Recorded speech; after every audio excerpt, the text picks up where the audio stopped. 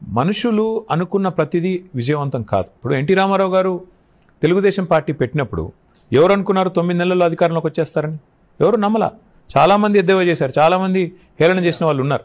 కానీ ఆయన 9 నెలల్లోనే అధికారంలోకి వచ్చి కొత్త చరిత్ర సృష్టించారు. కేసీఆర్ గారు టీఆర్ఎస్ అనే పార్టీ పెట్టినప్పుడు ఈ గులాబీ జెండా ఇంటింటికి గ్రామానికి పంపినప్పుడు నవ్విన వాళ్ళు చాలామంది ఉన్నారు, ఇదేం కలర్ రా అని. కానీ అదే పార్టీ 14 ఏళ్ల తర్వాత రాష్ట్రాన్ని సాధించింది. కేసీఆర్ సామాన్యమైన నాయకుడు కాదండి, శూన్యంలోంచి సునామీ సృష్టించిన నాయకుడు. రామారావు గారు, నందమూరి తారక రామారావు గారికి దేవుడి అవతారాల్లో ఆయనను కొలుచుకున్న ప్రజలు ఉన్నారు. ఆయనకు ఆ గ్లామరు, ఆ సినిమా అట్రాక్షన్ ఉంది. కేసీఆర్ గారికి ఏముండింది పార్టీ పెట్టినప్పుడు?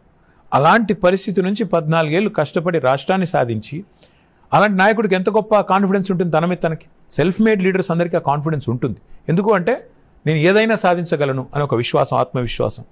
ఆత్మవిశ్వాసం లేకపోతే మనిషి సాధించలేడు కదా. అందుకే 10 ఏళ్ళు సక్సెస్ఫుల్గా ఇక్కడ రాష్ట్రాన్ని నడిపిన తర్వాత మన పథకాలు మేబీ ఇతర స్టేట్స్ కూడా మనం వర్తించే విధంగా రాజకీయం చేస్తే తప్పేంటి అని ఆలోచన చేసి మొదలుపెట్టి, సరే కొన్ని ప్రయత్నాలు ఫెయిల్ అవుతాయి, కొన్ని సక్సెస్ అవుతాయి.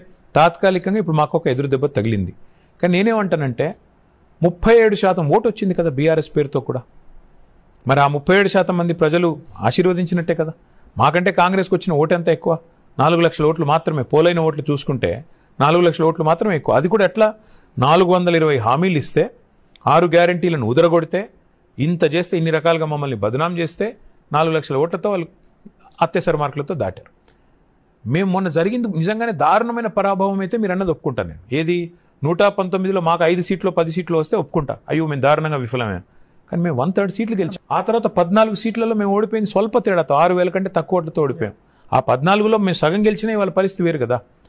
అల్టిమేట్గా నేను చెప్పేది ఏంటంటే మూర్తి గారు, శాసనసభ ఎన్నికల్లో తెలంగాణ ఏర్పడ్డ తర్వాత 3వసారికి కూడా మేము వెంట్రుక వాసి తేడాతో ఓడిపోయాం. మేమేమి దారుణమైన పరాభవం కాదు మాది.